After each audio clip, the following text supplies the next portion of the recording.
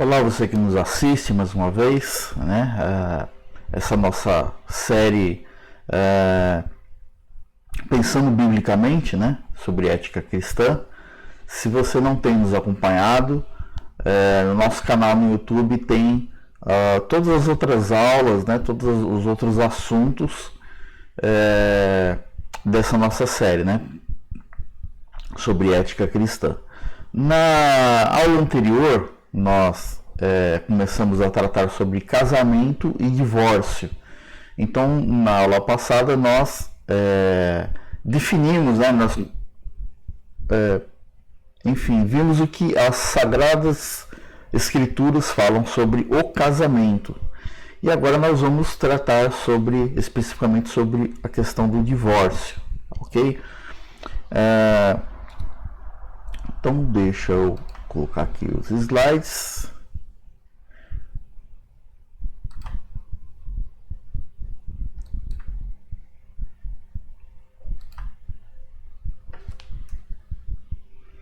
Então, vamos lá. Então, só a gente recapitulando aqui, né? Bom, para quem está assistindo essa série pela primeira vez, a gente se baseia no livro Ética Cristã, do Norman Geisler. Então nós vimos a questão da natureza do casamento, nós vimos algumas questões a respeito da natureza do casamento, de acordo com as Sagradas Escrituras. A duração que deve ter o casamento, nós falamos sobre isso. O número de pessoas envolvidas no casamento e nós vamos ver daqui para frente a questão do divórcio. Então, primeiro, vamos tratar do que todo mundo concorda, todo cristão vai concordar a respeito do divórcio. E eu quero usar aqui como texto base, existem outros textos, mas como texto base, o texto de Mateus 19, de 3 a 9. Então, nesse texto aqui, vieram a Jesus, né, alguns fariseus, e o experimentavam perguntando: é lícito ao marido repudiar sua mulher por qualquer motivo? Então, preste atenção. Os fariseus estão perguntando para Jesus se é permitido, se é lícito, né, ao marido repudiar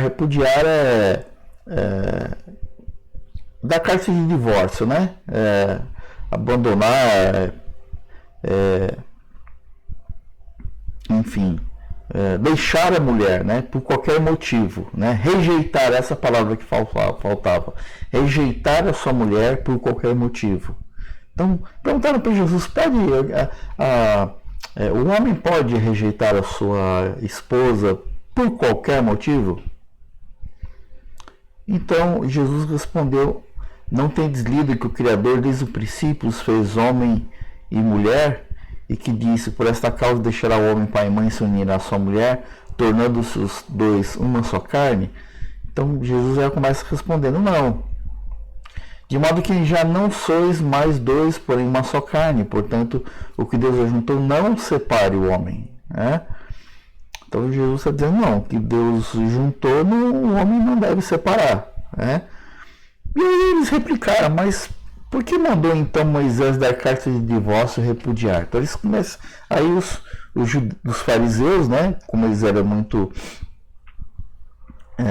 legalistas e apegados ao Antigo Testamento, eles lembraram que Moisés, né, lá no passado, mandou dar carta de divórcio e repudiar a mulher. E eles pegam isso para ver o que Jesus responde. E Jesus responde o seguinte: por causa da dureza do vosso coração é que Moisés vos permitiu repudiar a vossa mulher. Entretanto, não foi assim desde o princípio. Então, o que Jesus está dizendo? O que ele quer dizer com não foi assim desde o princípio? Não foi esse o projeto de Deus. Deus não projetou o casamento para ele terminar por qualquer motivo. Eu, porém, vos digo, Jesus continua: quem repudiar sua mulher, não sendo por esta por causa de relações sexuais ilícitas e casar com outra comete adultério, e o que casar com a repudiada comete adultério. Então a nossa discussão vai vai girar em torno não só desse texto, mas principalmente desse texto em que Jesus fala aí sobre o casamento, né?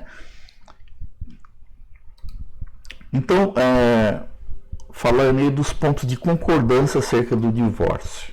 Primeiro, todo mundo vai concordar que o divórcio não é o projeto de Deus, né? Não é o que Deus idealizou para o homem, né? Aliás, né, Deus falou para Malaquias o seguinte, Malaquias 2,16, Deus vai dizer que ele odeia o divórcio, né? Eu odeio o divórcio. Então, nesse texto que nós vimos anteriormente, né, de Mateus, Jesus disse que Deus permitiu, mas nunca o planejou. Por isso que ele disse, nem sempre foi assim, né? No princípio não era assim. O divórcio representa a incapacidade do homem de alcançar o alvo ideal de guardar os votos mútuos até a morte. Então, o que é o divórcio? Ele demonstra a incapacidade do homem de atingir o alvo, né? Quando a gente dá aula aos novos convertidos, as pessoas que vão fazer profissão de fé, na nossa igreja nós chamamos de classe de catecúmenos, né? Então nós definimos pecado como errar o alvo. O que é o alvo? O alvo é a vontade de Deus, né? Então toda vez que você erra o alvo, né? Toda vez que você erra esse alvo, você está pecando. Seja por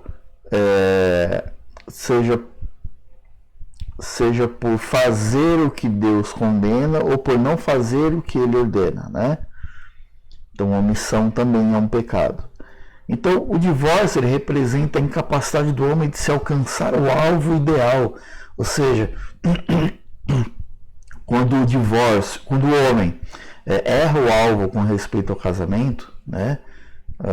Quando o homem faz seus votos no casamento, no dia do casamento, né, faz seus votos a Deus, o casal faz os seus votos a Deus e não é capaz de cumpri-lo, né, como nós não somos capazes de cumprir outras ordenanças de Deus e vivemos pecando. Então o divórcio representa isso, a incapacidade do homem de alcançar o alvo ideal de guardar os votos mútuos até a morte, né? Não é isso que a gente faz no dia do casamento? A gente não faz votos e promete ficar juntos até a morte, né? Então, quando nós nos vemos incapacitados, né, de fazer isso, é por isso que ocorre o divórcio. Mas não é o projeto de Deus. Não é permitido por qualquer motivo. Quando perguntado sobre se poderia dar carta de divórcio por qualquer motivo, essa era a pergunta dos fariseus, Jesus respondeu não. Outra questão também que todo mundo vai concordar é que o divórcio ele cria problemas, né?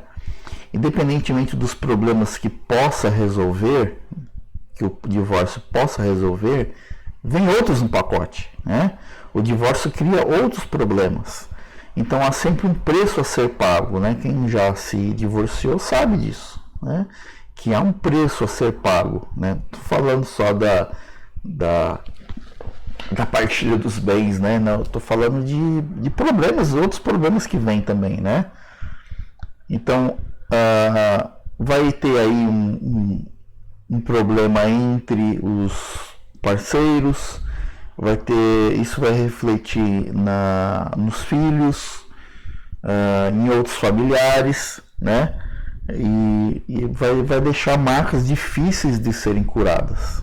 Quem já casou e se divorciou vai confirmar isso, né? Que o divórcio cria problemas. Então esses são os 3 pontos de concordância, né?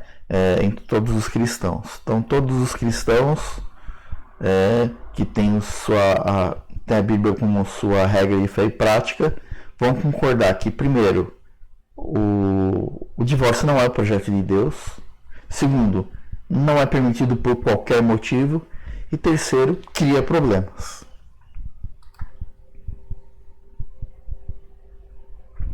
Aí nós vamos ver aqui 3 visões, né? O Norman Geisler traz 3 visões cristãs básicas a respeito do divórcio, tá? 3 visões básicas. A primeira visão, que é a mais radical, ela diz o seguinte: não há fundamento para o divórcio não é permitido em hipótese alguma, tá? Então, quais são os fundamentos, né, dessa visão? Primeiro que o divórcio, ele viola o projeto de Deus para o casamento. Nós já vimos isso no slide anterior, né? Havia um projeto de Deus para o casamento, né? Então, isso viola o projeto de Deus para o casamento, certo? Então aí os textos básicos, nós não vamos ler para não nos prolongarmos, né? Mas depois você pode aí pegar sua Bíblia em casa e ler esses textos. O divórcio, ele também rompe um voto feito diante de Deus. Aqui eu quero parar um instante. Esses textos eu gostaria de compartilhar com você agora. Então olha só. Provérbios 2:17 vai dizer o seguinte. Então está sendo feita uma condenação aqui, e o texto diz assim: a qual deixa o amigo da sua mocidade e se esquece da aliança do seu Deus. Então está falando aqui da pessoa que se divorcia, né? A pessoa que faz isso, ele se esquece da aliança que fez com Deus lá no dia do casamento, né? Então é feito um voto diante de Deus, tá? Um outro texto também que eu quero enfatizar aqui é o seguinte. Olha só, Malaquias 2:14. Então Malaquias 2:14 vai dizer o seguinte: e perguntais por quê? Porque o Senhor foi testemunha da aliança entre ti e a mulher da tua mocidade, com qual foste desleal, sendo ela a tua companheira e a mulher da tua aliança. Um outro texto também está lá em Eclesiastes 5:5. Aqui está falando do voto, não especificamente do divórcio, mas a seriedade que existe quando você faz um voto diante de Deus, como é o voto que você faz no dia do casamento. Melhor é que não votes do que votes e não cumpras, né? Continuando aqui, né? Então Jesus condenou todo tipo de divórcio. Tem aí, né, alguns textos aí, né? Jesus condenando o divórcio. Aí vai dizer também que Paulo condena o divórcio. O divórcio desqualifica um bispo, né? Aqui também quero parar aqui só para fazer uma consideração aqui. 1 Timóteo 3, versículo 2 diz o seguinte: é necessário, portanto, que o bispo seja irrepreensível, esposo de uma só mulher, temperante, sóbrio, modesto, hospitaleiro, apto para ensinar, e aí continua a lista. Então, nessa lista de qualidades que o bispo deve ter, está aí que ele seja esposo de uma só mulher. Aí existe eu não vou parar aqui para discutir esse texto, mas só para ser honesto, justo e considerar outras interpretações desse texto, né? Então, alguns vão interpretar que marido de uma só mulher está dizendo simplesmente para que o bispo ele não pode ser não pode praticar a poligamia, né? Ele tem que estar num relacionamento monogâmico, então esposo de uma só mulher. Outros vão dizer o seguinte, que esse texto ele está dizendo que não deve adulterar, né? Então é um alerta para que o bispo não caia no adultério. E uma terceira consideração aí, né, uma terceira interpretação que se faz desse texto, que é o que está sendo levado em conta aqui, é uma mais radical, que diz que, quando diz que esposo de uma só mulher, é que ele não tenha se casado uma outra vez, tá bom? Então existem essas três interpretações, a terceira é que está sendo levada em conta aqui. Estou continuando aí, né? O primeiro parceiro é o parceiro verdadeiro. Eu até grifei aí, porque esse grupo, né, essa visão leva em conta que o parceiro verdadeiro é o primeiro. Em que, em hipótese alguma, né, o segundo casamento tem validade. Que se você entrar num segundo casamento, você está em adultério, porque o que vale é o primeiro, tá? Então é uma visão assim bem radical. E por último, que viola a tipologia sagrada, né? Porque lá em Efésios 5:32, eu vou abrir esse texto. Vejam que eu não estou abrindo todos os textos, né? Mas alguns, porque são muitos. Efésios 5:32 diz o seguinte: grande é este mistério, mas eu me refiro a Cristo e à igreja. Então, aqui, antes desse versículo, né, Paulo ele está fazendo uma comparação entre o casamento e a relação de Cristo com a sua igreja, né? E ele termina dizendo: grande esse mistério, mas eu me refiro a Cristo e à igreja. Então ele fala do casamento, mas ele termina dizendo: estou falando de Cristo e da igreja. Não obstante que vós, no 33, né, cada um de per si também é a minha própria esposa como a si mesmo, e a esposa respeite o marido. Estamos fazendo uma analogia aí, né? Então, segundo essa visão, não há fundamento para o divórcio, também porque a própria Bíblia faz essa tipologia, né, faz essa analogia entre o casamento e a relação de Cristo com sua igreja, então por isso não pode ser violado. Uma outra visão aí é a seguinte: há apenas uma possibilidade para o divórcio, que é o adultério, né? Então, quais são os argumentos? Primeiro, Jesus afirmou explicitamente que o adultério constitui motivo para o divórcio. Então, Mateus 19:9, que eu vou abrir aqui. Mateus 19:9 vai dizer o seguinte: eu, porém, vos digo, quem repudiar, né, sua mulher, não sendo por causa de relações sexuais ilícitas, e casar com outra, comete adultério. E o que casar com a repudiada comete adultério, né? Então, Jesus está condenando o divórcio e está aqui falando de uma exceção. Eu, porém, vos digo: quem repudiar sua mulher, não sendo por causa de relações sexuais ilícitas, e casar com outra, comete adultério. Então, entende-se que aqui há uma brecha aqui para a possibilidade de divórcio em caso de adultério. E Jesus repete, faz uma repetição disso lá em Mateus 5:32. Se você abrir lá em Mateus 5:32, ele também vai um texto paralelo que ele vai dizer o seguinte: eu, porém, vos digo, qualquer que repudiar sua mulher, exceto em caso de relações sexuais ilícitas, a expõe a tornar-se adúltera. Tá? E, em terceiro, Paulo concorda com a visão de Jesus, né? Paulo concorda com a visão de Jesus. Bom, o que é importante a gente considerar aqui é que o Geisler até traz esses detalhes, você pode ver lá no livro dele.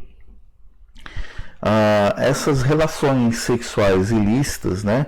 Ou a palavra do grego que é utilizada aqui para o grego, não se refere a relações que ocorreram após o casamento, mas sim antes do casamento, né? Então, segundo esse entendimento do Geisler, esse texto ele não pode ser usado para justificar o divórcio em caso de adultério, ok? Porque a palavra que é usada aqui no grego não é a palavra que é utilizada recorrentemente para adultério após o casamento, mas sim para relações sexuais ilícitas. Nós vimos isso em aulas anteriores, quando a gente falou aí de sexo, falou de homossexualidade, o que é uma relação sexual ilícita. Tá? Então, segundo Geisler, seria uma relação que já vem antes do casamento.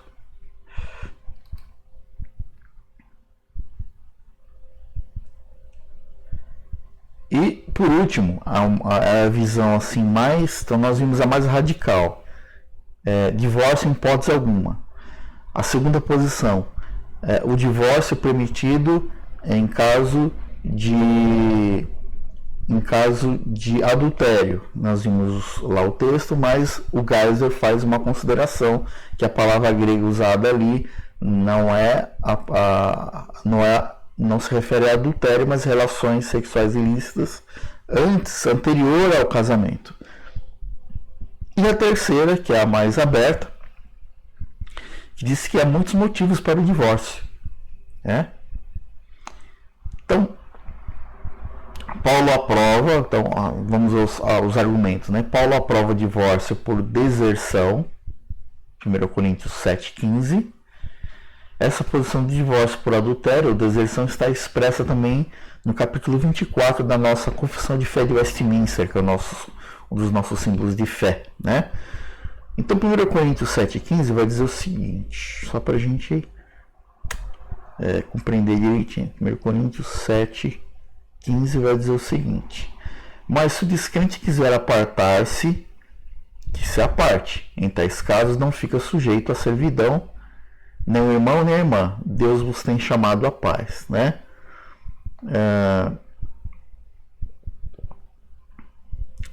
Então existe aí Paulo está falando aí da possibilidade de divórcio em caso de abandono, de deserção, né? Então, a pessoa foi embora.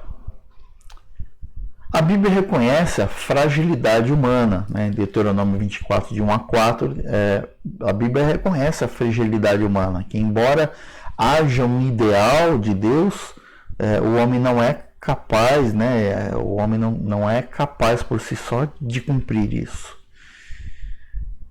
Um outro argumento também é que Deus se divorciou de Israel por infidelidade, né? Então vamos ver lá, Jeremias 3,8, olha só. Então,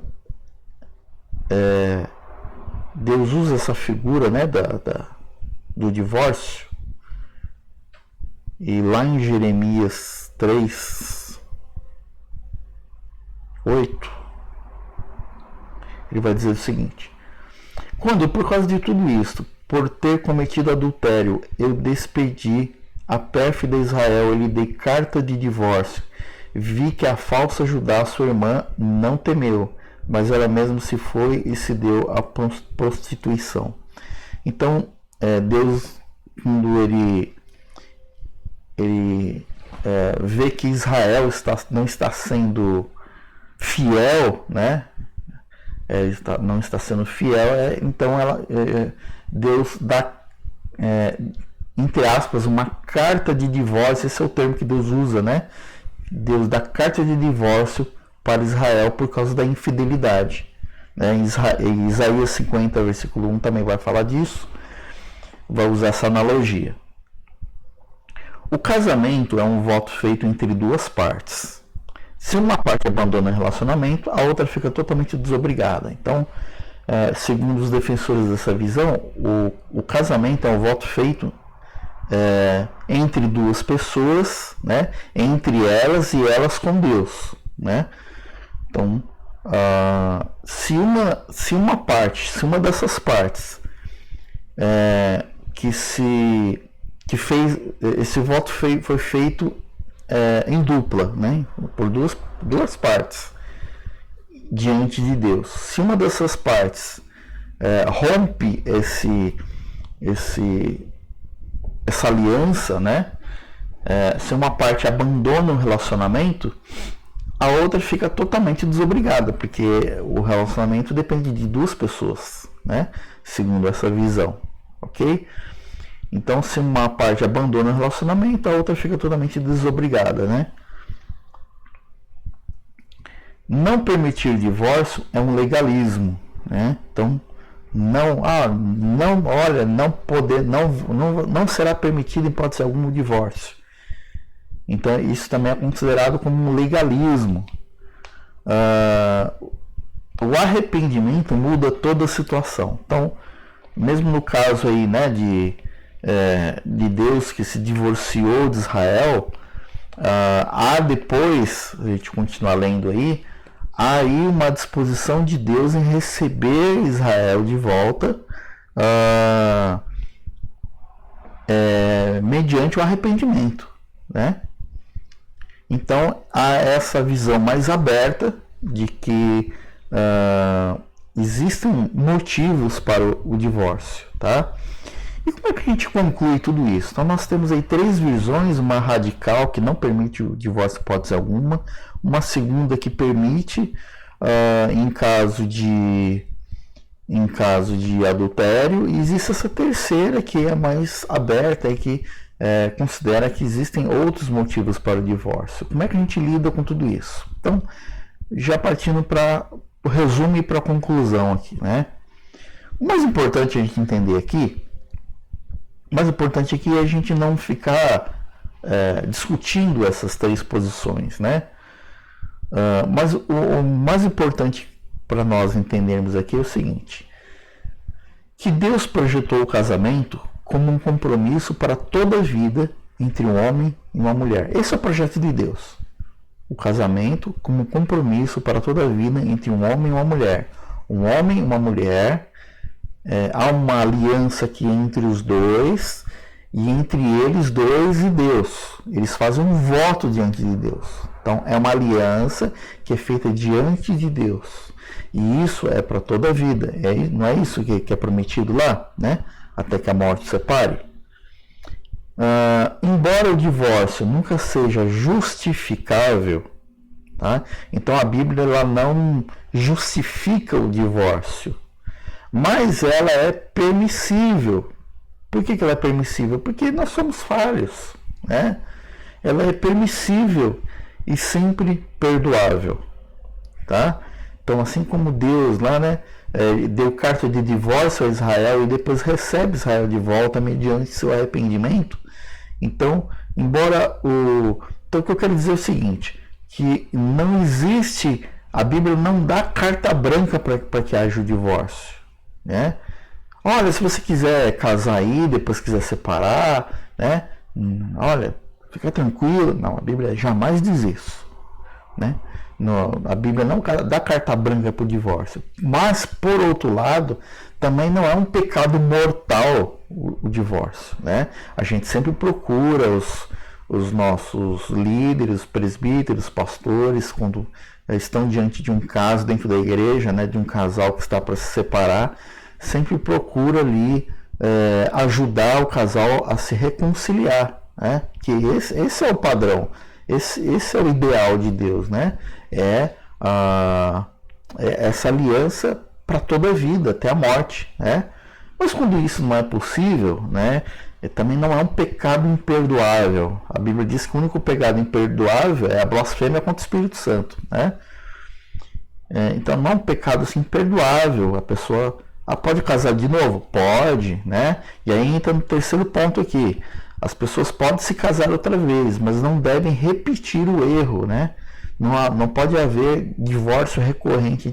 Você conhece aí, né, alguns artistas, não vou citar nomes aqui, mas você deve conhecer alguns artistas que se casaram aí 1, 2, 3, 4, 7 vezes, né? Então a pessoa pode errar, ela é humana, né? Nós nascemos pecadores. Só que isso não deve ser recorrente. Mesmo o segundo casamento, não deu certo o primeiro, né, não teve jeito, foi para o segundo casamento, que o segundo agora seja para acertar, para ser até o fim, né? E não a pessoa vai lá, casa a primeira vez, não dá certo, aí separa, vai pro segundo casamento, não dá certo, tá bom, vamos. Na primeira vez que isso acontece, vamos separar, aí a pessoa casa de novo e vai. Isso que não pode acontecer, né?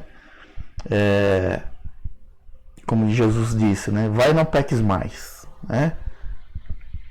Então, é isso, né? Então, são essas as considerações a respeito do divórcio, à luz das Escrituras, e espero que se não tenha esclarecido, mas que os textos que foram apresentados aqui, que você depois se debruce diante deles, primeiro ore a Deus para que te ilumine, e que você que já está casado ou pretende se casar, não se esqueça disso, que o projeto de Deus, o ideal de Deus para o casamento é para que ele seja para a vida toda.